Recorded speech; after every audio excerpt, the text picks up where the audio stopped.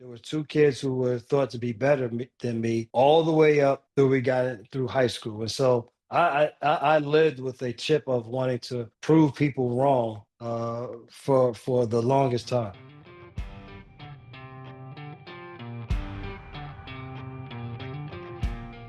Today on the show, I have a graduate of Stanford University and retired NBA point guard. Brevin Knight is up next.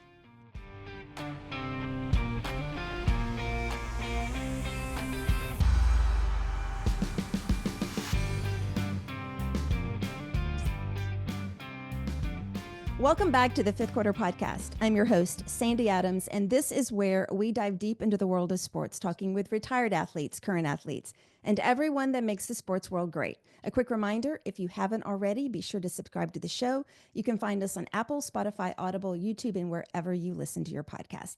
And hey, if you love what you hear, take a screenshot of your favorite episode and share it on Instagram stories, tagging us at 5THQRT Podcast, so more folks can discover these stories. Now grab your iced tea or your coffee, get ready to be motivated and inspired, because this is where the real stories are told. Today's guest is someone who knows the court from every angle. Former NBA point guard and one of the longtime voices you hear courtside, adding rich commentary to the Memphis Grizzlies basketball games. Now, if you've ever watched or listened to a Memphis game, you've heard Brevin's smooth mix of basketball IQ, storytelling, and humor. But before the mic, there was the hustle. The 3 high school state championships, a standout career at Stanford, a first-round draft pick, and 12 years in the league. And now he calls Memphis home. I couldn't be more excited to welcome to the show, Brevin Knight. Hey, how are you, Sandy? I'm great. I always like to let people know how I know my guests, and you and I have never met, so this is the first time. But a mutual friend of ours, Sad Henderson, Memphis basketball legend, and your Yeah. teammate in Cleveland, set this up so he might have a job as a booking agent for me soon. Well, listen, he's we go way back, and so he knows normally when he calls me, then I'm there. There've been sometimes I'll be like, I don't know if I can make that one though, sir. No, I appreciate very much. So for those out there that may not be familiar with you, what are you currently doing? Currently, I am the analyst for the Memphis Grizzlies on the TV broadcast on FanDuel Sports Network. And my job, pretty much what I tell people, entails me telling the why and when of what happens with basketball. And that's I don't have to tell you. Pete Pranica, who's my play-by-play guy, he Right, does a great job of setting the scene. I'm just supposed to give you just a little bit of more of the meat of the right, game, right. and I enjoy it. I know that I'm big on Twitter when the games are going on sometimes, and a lot of people really love y'all's broadcast. And Pete told me when he was on here that you guys never plan what you're going to say. No, we don't do any rehearsal, and a big part is me. We tape one thing, which is Mhm. our keys to the game. Right, We tape that before the game, and that is just because it runs during the national anthem, and right. so that's the only thing that we tape. Any and everything else is all. I mean, we have a format for of course, how you want Sure, things to roll, sure. but the everything within that is Hmm. all just in the moment.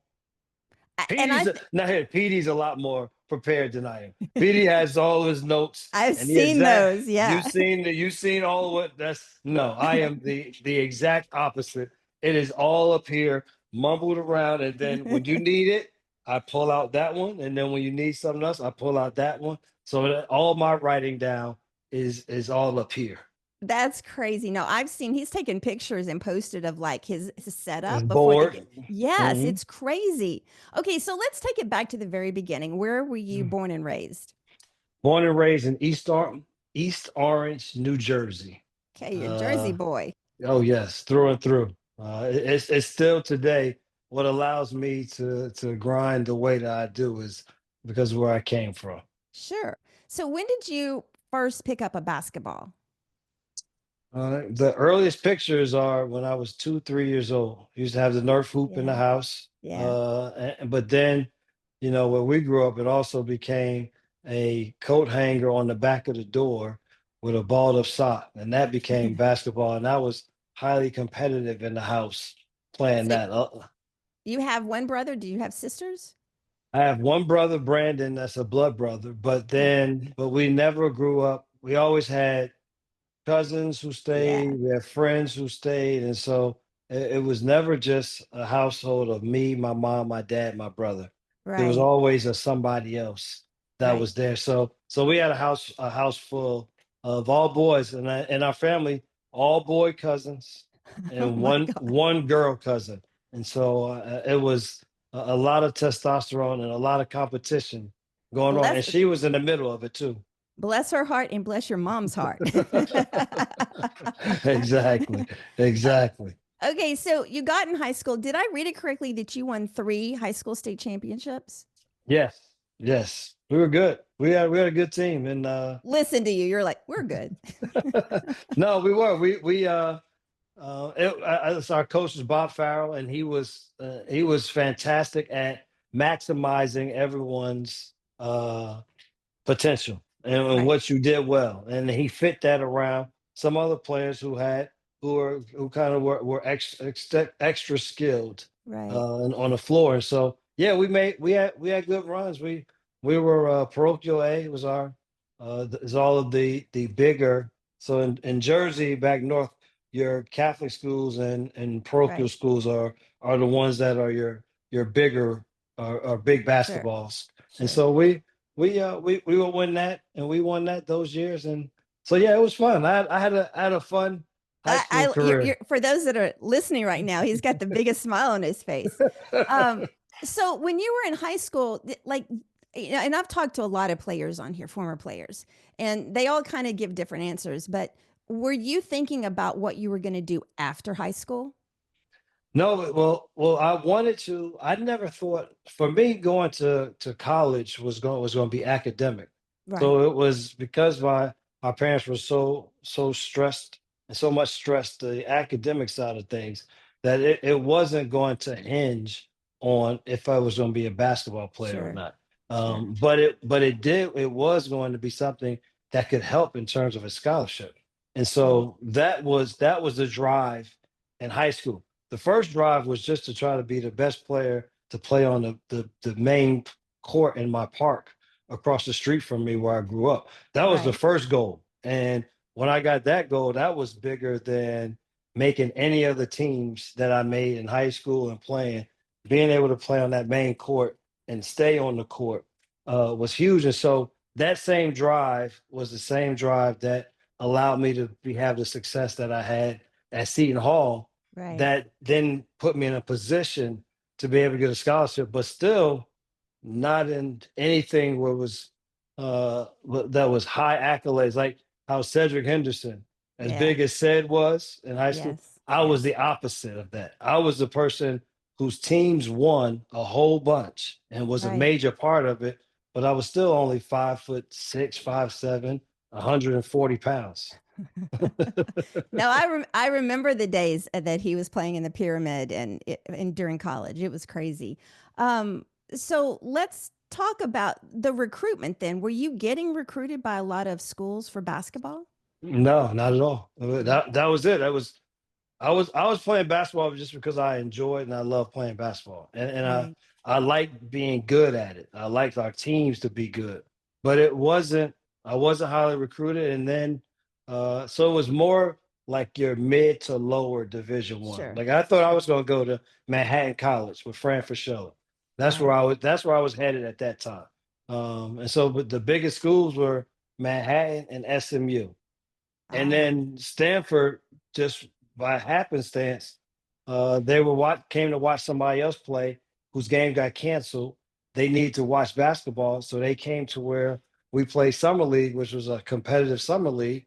And right. he happened to see me play. Jeff Jackson was the assistant coach then. He saw me play, and then that was what allowed him to even start to recruit me. And then that was my junior year, and that was in Right. between sophomore and junior year.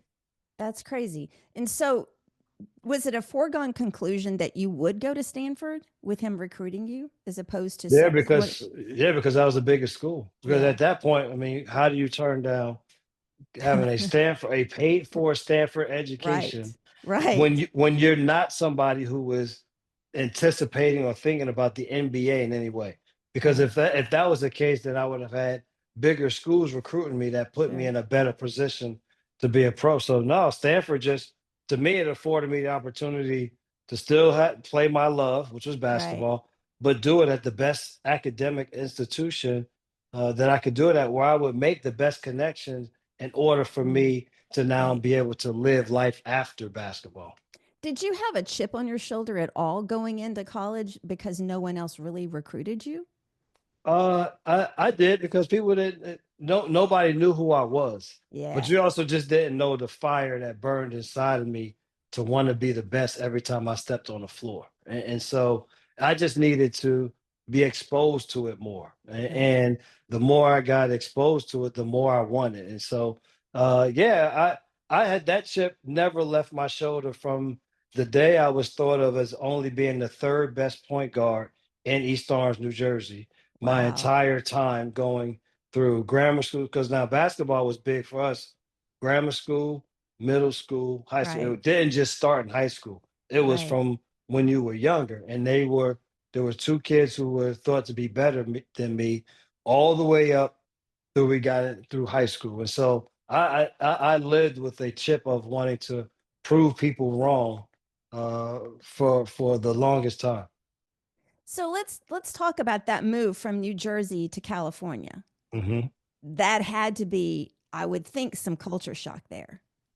A lot of culture shock because I went from, I was growing. My city was 99% African American, Right. but I went to from sixth to 12th grade. As I told you, going to Catholic school was a Mm-hmm. big thing for. So I still went to school in predominantly white schools Right. and very low. But then I always went home to Sure. East Orange. And so now, though, I was going to California uh, and to a part of California where the mindset of living was just totally different.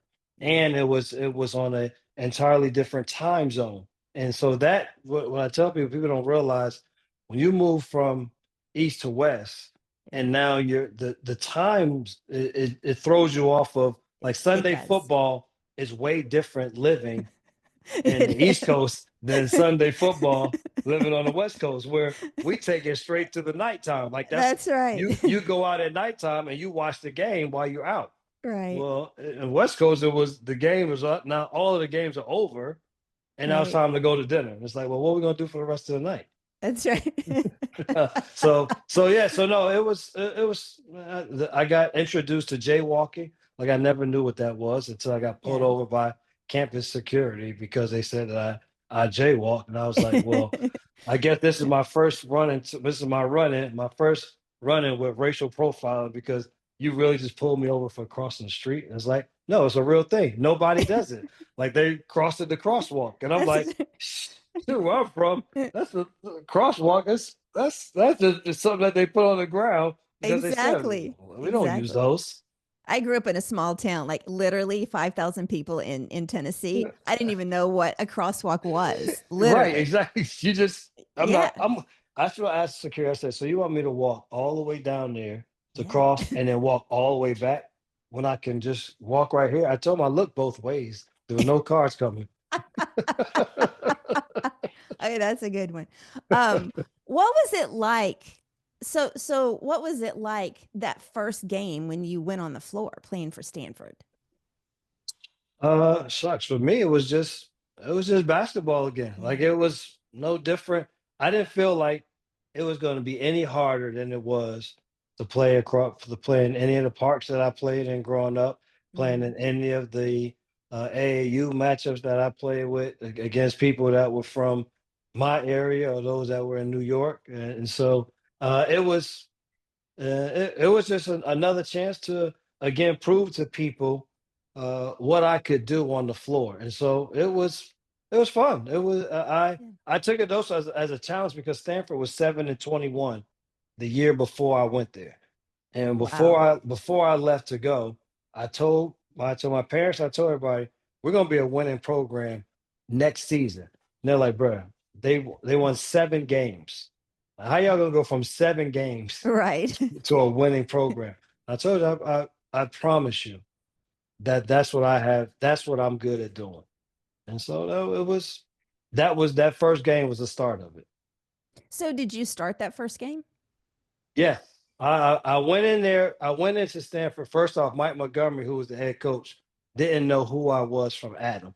He literally told me on my visit, I got one scholarship for either you or the other player was Dan Earl, who went to Penn State from Southern. He's from Southern New Right. Jersey. Right. And so I got one scholarship for whichever one of y'all says yes.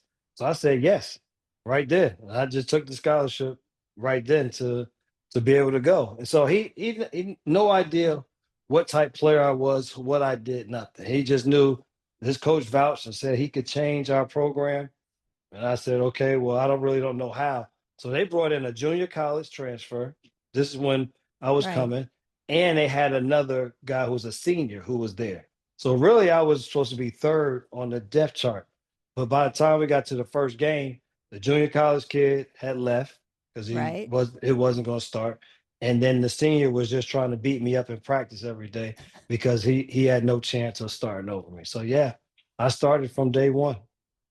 That's really incredible. I look at today's college, well, high school and college kids, and, for everything about NIL and all that stuff, I don't necessarily, for the most part, see that hunger in a lot of these players just to play the game and to win.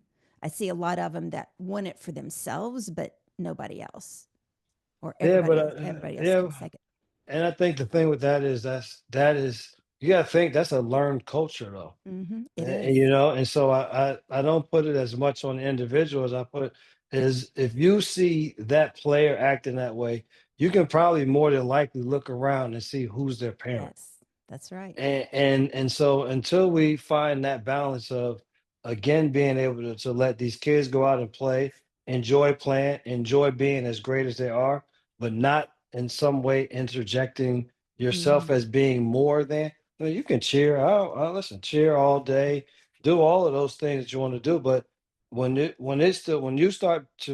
starts becoming bigger than them just playing, that's when I always feel like now you've now the balance has Right. shifted in Sure. terms of what this basketball thing is. And so until that changes, then it's going to be very hard to change. But also I think it's just a society as a whole in that is the way that things go. It's like if you're this entertainer or if you make or do this make this amount of money or do these certain things, then you're looked at in a different light than anyone else. And so it's like I said, it's as much a cultural change Yeah, it that would is. have to happen in it all as much as an individual change. Sure. We've talked about that a lot about how like players, that played in the 90s just had more, I don't know, more desire to take it and win as versus now. But we're getting off that topic. I don't Yeah, want to yeah. dive into that Don't because veer. Yeah, don't get me going too far. okay, so quick question. So what was the hardest thing about playing basketball at Stanford? Or was there a hard thing? But the hardest part was not looking up and being able to see my family and friends. Mm, Like that was the toughest. I hadn't played any games up until that point without there being some family member wow. or friend that was there watching. And that goes from summer league games to AAU to high school Sure. games to little league. Well, there was always somebody there. So that was my first time playing basketball and them not being there. Other than that, the people always say, "But you were small," and I was like, "Yeah, but I was always this size." Like, so they're like, "Yeah, but everybody else gets bigger and they're fast." I was like, "Yeah, okay. Well, I played against big and fast people, and so Sure. it was my again. I just think my desire to want to be good, my desire to want to prove that I belonged Mm, being there superseded any of the worries about playing the game. sure. And I think it's easier for other people to look at some people and put their own fears and insecurities on Yes. other people. You know, you Yes. were confident in what you could do and you knew that, and everybody else, it's just noise. And they're just looking at their own insecurities and their own observations from themselves. Did you have, was your career at Stanford pretty steady? Did you have injuries? Did you have anything that was hard to deal with? Career wise, no. The biggest adjustment was just school wise, because Yeah. the balance of the two with the travel was the first time that I ever had Yeah. to do that. But also, school had come very easily to me up until that point, and I think it was because once you got there, there was a level of maturing that they wanted to make you, that one they wanted Sure. to have happen, which meant there wasn't going to be the hand holding of, today we're doing this and we're reading this and we're doing Right. this, and then you're going to be tested on these type things, and you know, where it's more that to that to that. Yes. Yes. Where we got to Stanford and it was literally like there's no attendance, No. you don't never have to come to class, It's not. there you can take the test anywhere on campus during the whatever, just during the time period. You can come get it and Oh, go that's take it in the crazy. library. But the thing is, you'll never be able to finish a test not knowing what, not understanding the topic. You're not going to be able to go into a book because everybody's like, oh sure, I'm just going, this is an open book, you can just look for your notes. I said, if you're trying to look through your notes or through a book to try to find the answer, you won't finish Yeah, in the that's true. time that's allotted to do the test. And so there was so much just personal. And then for me, I'm like, oh, I'm from Jersey, I'm about to hustle, I'm about to game these people. They they don't know what they got coming for them. And so I'm like, oh bang, I'm about to And after that first semester, I was on academic probation. I had never gotten less than a Yeah. B or B plus in my entire life. I did the same And, thing my first and semester at first, Memphis. bow right away. I was like, holy Oh. cow, hold up. And so it forced me to grow up Sure. uh, a lot quicker, because you started to see you get the feedback is immediate in terms Mm, of what your growth is right. like. And so I would say my it was off the court that was more adversity than anything that happened on the floor. Sure. And that makes perfect sense. What did you major in? Sociology. I went thinking I was going to be an accountant, and then we went through an entire course, and a part of the course was also simulation of what it would be like to be an accountant. And I was Yes. like, oh heck Yeah. no, this sitting in this box room and Yeah. just people feeding me information and I'm plugging, and I was like, no, I need something that's more social. I want to interact with people. So Sure. sociology works. I thought I would just be a part of Boys and Girls Clubs. My dad Oh, was an executive director in Newark, right. and so I really enjoyed that. And I thought that's what I was going to get into. So, when during the time at Stanford did you realize you could go pro, or there was a good chance of that? My freshman year, I tell everybody, I played against Jason Kidd was at Cal, Yeah, I remember that. and we played against each other. And the second time that we played, we got done. He was like, "Bro, you know that you could be a pro," and I was like, "A pro what?" Like a, he was like, Pro what? he's like, you could play in the NBA," and I was like, "Man, get out of here." He was like, "No, I'm serious, yo. You just continue on this trajectory, keep getting better." And that was after that was the first time that I really ever started to work out in basketball. Like go to change my shot. Like 'cause I used to shoot a Oh certain yeah. way that wasn't going to allow me to be efficient. So I changed my shot, and my assistant coach Keith Larson was great with and I didn't come back home. I came home after my freshman year for a couple of Or weeks, a month or right. so. And then after that I never came home in the summer because it literally went from graduating, making it to the NBA. And because of that though, I did miss out on, like, I don't really know anybody in my graduating class Yeah. that was not someone that was in my initial dorm my freshman year, or somebody who was an athlete, played basketball, and someone I don't know any Right. normal students because I literally just went to graduate school, become a pro. Right. So so you went 16th in the draft, correct? Yes. Okay. Yep. Um, what was those few months leading up to the draft like for you mentally? It was a little bit of mental warfare because you know what you have been ranked in Mm, college all of these years, right. and taking people back in '97, it was a lot of your players, and what you look forward to was going to be guys coming out of college to play in the league. Like that's Right. what you look. I mean, now because the game is so global, it can be from international places. It Yeah. can like there's a different pool, but for us. And so I knew where I ranked amongst point guards in the college ranks. Sure. That if people would have me either one or two would be between myself and Jock Vaughn at that time. Hmm. But we also knew that that doesn't always translate for guys who lack size as to what happens in the draft. And so, you go and work out for a number of teams, and that's what I did during that time. Was number one working out, just physically getting ready, but then also going and working out for individual teams, and it was mentally tough because you knew what you could do, but I also knew there was a level that was just outside Yeah. of my control. And so, Yeah. but I just went and worked hard in the interviews, tried to play well, but also interview well, in terms of sitting down, Mm, talking with general managers and right. and other executives, and then from there you kind of let the chips fall where they may. Right. Did you have an idea that Cleveland was going to take you?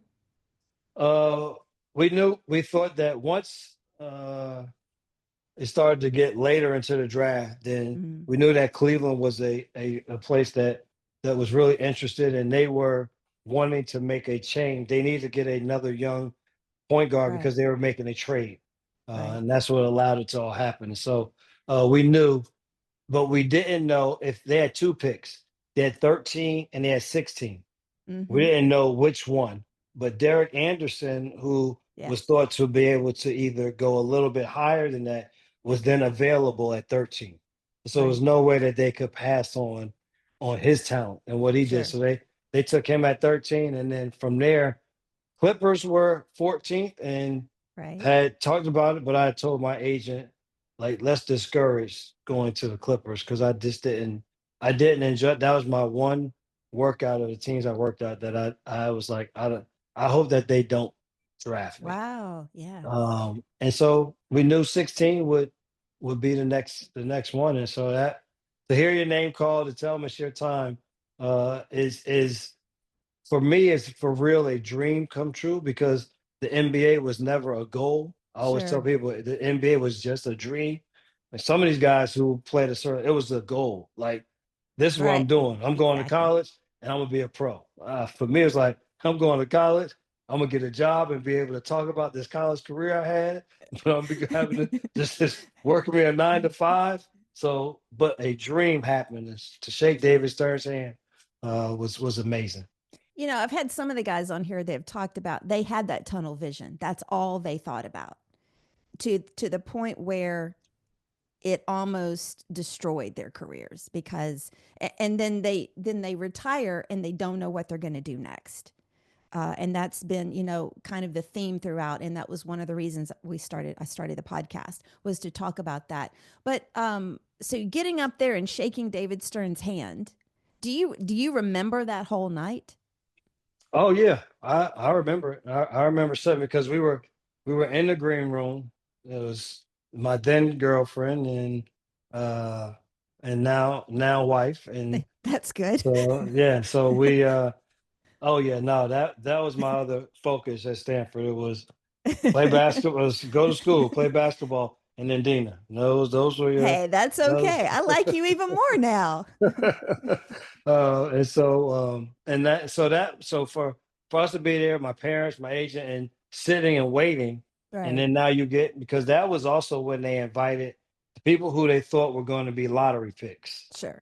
You get invited to, it was in New York. So we were sitting there. So now we get outside of the lottery. And it's like, man, how long are we going to sit here? Yeah. And so that was, that was, I remember sitting there waiting. And then finally, once it all worked out that we were going to go then, I remember shaking his hand. I remember taking the pictures.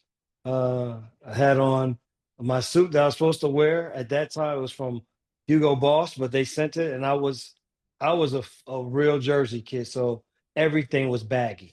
There was no fitted anything.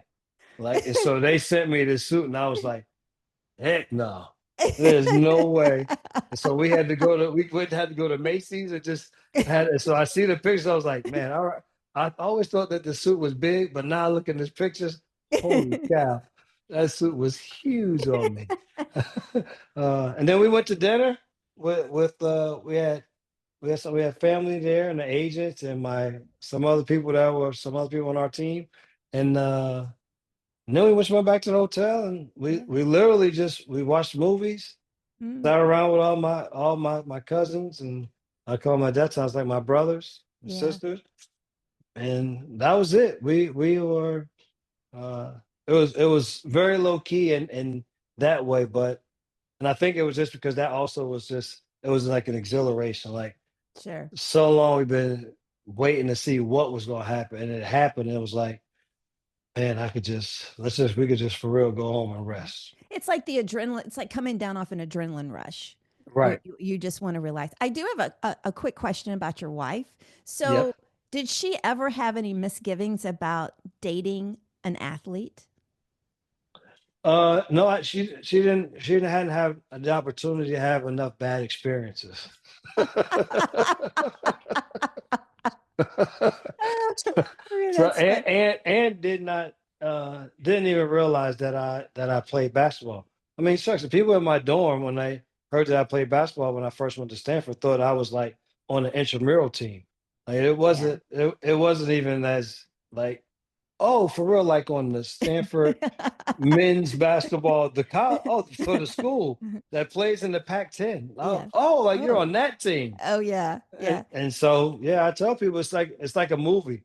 My freshman year, at the beginning of the year, they would come to the games. They would be in the stands doing homework, books out, and while the Oh, games. That's how few people would be at the games. Like they literally would be there doing homework. right. So by the time you go to the end where now you have people who are sleeping out for the days before games just to try to get tickets to get in to watch our games. So I had an opportunity to see Stanford basketball go from one end of the spectrum to an I think that's entirely other end. I think that's awesome.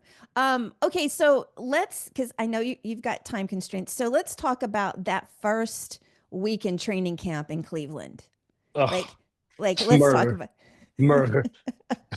And you want to talk about Seth Henderson. You just asked Sid how it was. I mean, we met each other. The crazy thing for Sid and I, we met each other when we worked out. We didn't know each other, and Did you even know who each other were?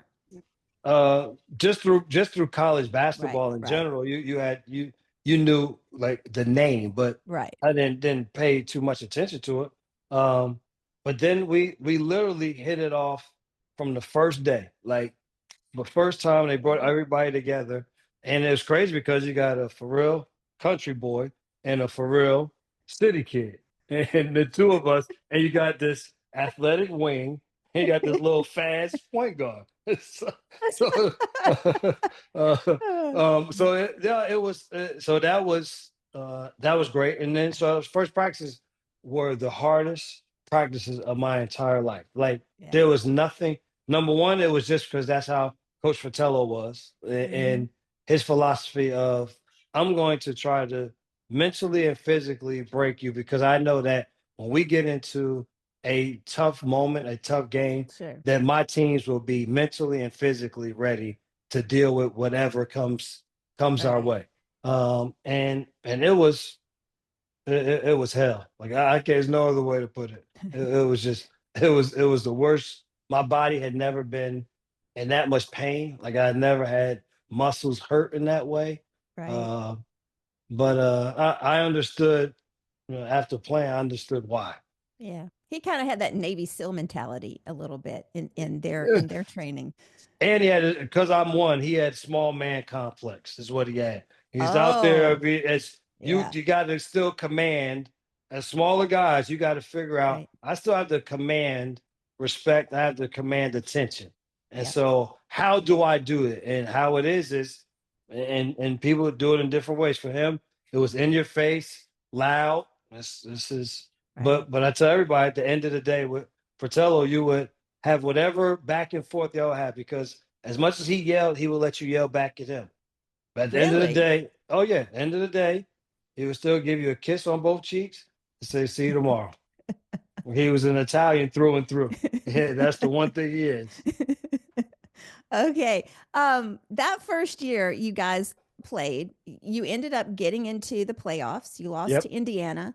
yep. What was that playoff experience like, other than the losing? But what was the playoff experience? Oh man, it was it showed us when people talk about the difference in regular season basketball Mhm. and in playoff basketball, because when we got the matchup, I think they were the 3, we were the 6. And Mhm. we had the matchup. We were like, cool, this is who we, because they were an older veteran team. We Right. were young upstarts, and we felt like we could, speed wise, Yeah. we had a chance. And then we found out, I mean, we won a game, and then found out really quickly that this is an entirely different world Yeah. when playing in these tournaments and playing playoff basketball. And so it was a learning experience of how physical it is, how important every possession is, Right. um, and just how good and why teams of their success level, why Mm. and how they get there with their execution. And so it was, but it was, I thought it was great for us to be there and compete every game the way that we did. Yes, indeed. So you spent 12 years in the league. You Yep. spent how many years at Cleveland? I think. I was there 3.5 years in Okay. Cleveland. Okay. Um, when did it start, or did it start becoming an issue? Like when was it when you decided you needed to step off the court, that you needed to retire? How did that come When I about? man, my 12th year, I was in Utah, and those last 2 seasons, I was uh, traveling away from my family, Sure. and was already in, even years before that started to, we were having to do back and forth. And Yeah. so I got to the summer after my 12th year, the year was over, uh, and I was mentally drained. Yeah. Physically, I felt good. Like, to this day, I have no physical ailments, um, and I could go out and still play when I was done playing. Right. But I was mentally done with basketball, and in terms of it being something that I physically did anymore. Right. Um, and it was just, the travel takes a toll. At that point, I knew that I was going to be a player that would be on a team for a year here, Right. then there would be a year here, a year. And I did at that point, I didn't love basketball enough to keep doing that. Hmm. And the other thing I said, I had already been doing the back and forth for my family as it was, and so I wanted to enjoy them Sure. a little bit more, and I also knew I was ready for my next career, which was doing the broadcasting. So how long had you been thinking about doing broadcasting before you Uh, actually called it quits? for about 3 4 years, And what and what kind of propelled you to start thinking about that? Because your degree, you said, was in sociology. yes, but it was, I did the NBA Players Association. They do uh, summer programs in Mm. terms of, and they have different themes to them. Whether Right. you want to do, and the broadcast this year, that summer, I think that was the summer between my 7th and 8th year, or 8th and 9th year, somewhere around those latter parts. They started this broadcast program, and so I went and did that broadcast program, and then I did a couple of the other ones in the summer, Mm. just to try to figure out if I want to do more, do continuing education, more Right. school, if I want to go down in the world of business more, if I wanted to do broad. So I just was trying to figure out now because my entire life had been basketball. I never Yeah. like everything that I did was it revolved around well, basketball is this, and then everything else Yeah. falls after that. But now it was like, well, what other things are you? What else? What are you even interested in? And I did the broadcasting, and it was like the light just it clicked right away. And so I had known for some years that that's what I wanted Right. to get into, and so it made the stepping away from playing a lot easier because I knew what I wanted to do. I think the Sure. thing that hurts a lot of people is It you is. don't know, and then it's just the shock of, oh shucks, I'm not going to practice That's right. today. That's right. That's right. A lot of people have talked about that and and kind of losing their identity. They've been a basketball player for so long that all Right, of a sudden they're nothing. Like in their head, they don't know who they are anymore or what they can do. And right. it's really a big wake up call, especially I think if it wasn't necessarily their choice Yes, to end their career. yes. And I would think since your life had revolved around basketball so much anyway, that changing into being a broadcaster, it's still revolving around basketball. Yeah, and it also the other thing that Dina said to me was, hopefully the next job you get is also a traveling job. And so so that made it very easy to not only step into that job, but also it stayed with the same rhythm. And so Sure, the rhythm of we're we're on and we are a crazy family for 6 months out of the year, but sure. then there's also the 6 months where we just have the downtime. Right, Or now we like it to be 7 months of right. crazy time. We wouldn't mind getting to 8 months of crazy time Right, and right. just 4 or 5 months. That because that means that the team is doing that well. But yeah, no, it fit the schedule that I and rhythm that I was already Sure. accustomed to, and it allowed me to indulge in my new love, which is golf. I've heard you really like golf. I it really like is a soft way of putting it. I am an addicted lover. I believe that the sentence was if he is not doing one thing, he's on the golf course. Pretty much I mean, at this point, people if they call and I answer the phone, they're like, "So, what hole are you on?" And then I have to tell them that if I am on the hole, or if I'm going, or I'm already done. Right, right. So was it by chance that because you had played in Memphis, you'd played for the Grizzlies for what, Yep, two 2 years. years? Yep. Okay. So was it a coincidence that you got the job doing the broadcasting for the Grizzlies? Not so much because Michael Heisley, God rest his soul, was the owner of the Grizzlies at that time. Hmm. He and I forged a relationship. It was just in the summers we would travel to Kiowa Island a lot and try, and so he did also. They had a home Right, there, and so we right. would see, we would we would stay in touch, and so it became a relationship between his family and mine. And when I retired, he knew that I was doing TV, and so too he had to step away because of doing the blind Sure. side, doing the movie, and then having to do talks and stuff. And so he Sure. said he would like a former player, and would like even more if it was a former Grizzly that would step in and start to do Oh, the games. And yeah. so the year after I was done, I did the radio for the Charlotte Bobcats. We were living in Charlotte, Right. and just to get my feet wet. And then I started doing college games for Pac-12 Network. Mm. And so then they knew that. I went and did an interview, and I mean, here we are today, The rest is history. 15 years later. 15 years. And have you done it? I believe you've done it the entire time with Pete. The entire time with me, Pete Fish, and I have done it every day from day one that That's I stepped in. crazy. That's crazy. Yep, Especially that's in our family. Yeah, especially in these days and times, that's crazy. So how do you is Memphis home to you now?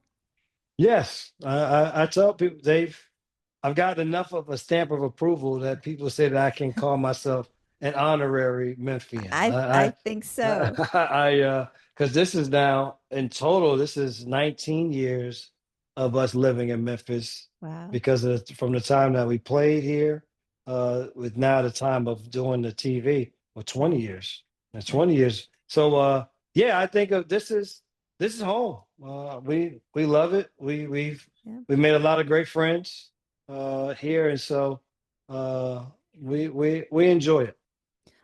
Okay, so you have a podcast, Yes. the Night Court, or is it Night Yep. Court, just period Night night? court. Okay. Yep. And what is it kind of like? How did that come about? Was it your passion? You just wanted to keep doing some stuff? Like what? How did that come about?